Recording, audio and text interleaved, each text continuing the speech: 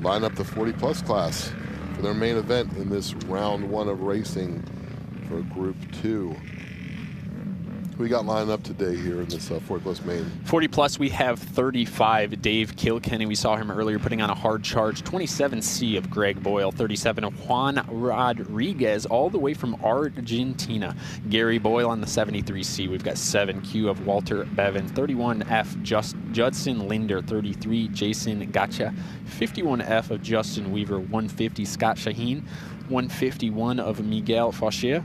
8C of Ray DeLaxo, and the 67 of Chargin Richard Kent. There we go. It's a full stacked field.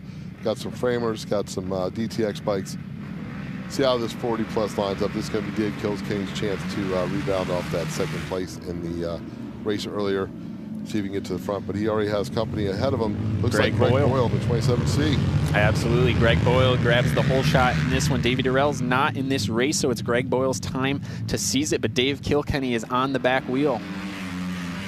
And these guys want it. They know that they have a couple more shots at this, but they're going to take every advantage that they have to take home a winner throwdown win and have bragging rights on the way back home when they work their way back north in Dave Kilkenny's case. Absolutely. We have Walter Bevins in third place in that retro throwback Yamaha colors, the yellow and black. But Greg Boyle out front. We've got the same amount of bike lengths between all three of the top three.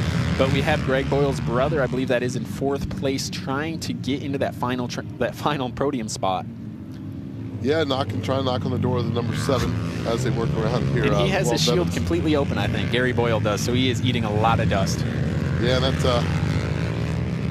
yeah, he does. He does. It's an idea. I guess you choose sacrifice sight over otherwise. But his brother Greg out front has a good command of this. Kilkenny has dropped into second place. He's going to keep checking laps off, but they're still about halfway to go here. I think they're on lap 5 of 10.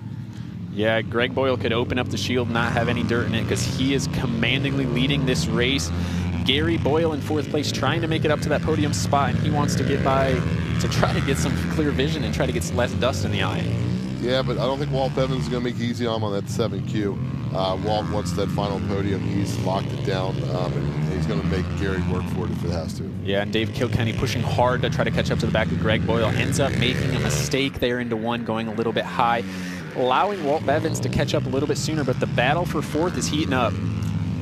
Yeah, and you gotta love the throwback. You talked earlier about having a letter after the number, and these guys take respect in that. The C would denote Florida, and they're doing the throwback, keeping that C throughout the time racing. And yeah, we got 3 riders at C on it right now, but the Boyle brothers are working at it to make their mark here in Florida. And Gary Boyle really trying to reward himself for taking all of this dust to the eye by getting on that podium. But Walt Bevins is not seizing at all. He is holding down the preferred line, and this is the white flag where Greg Boyle is coming through 3 and 4, working his way towards the checkered, and will grab the victory here in the 40-plus first main event of the night with a little celebration. Go sit by the fire right now, Greg. It's time to calm down and get ready for this next main event coming up later tonight.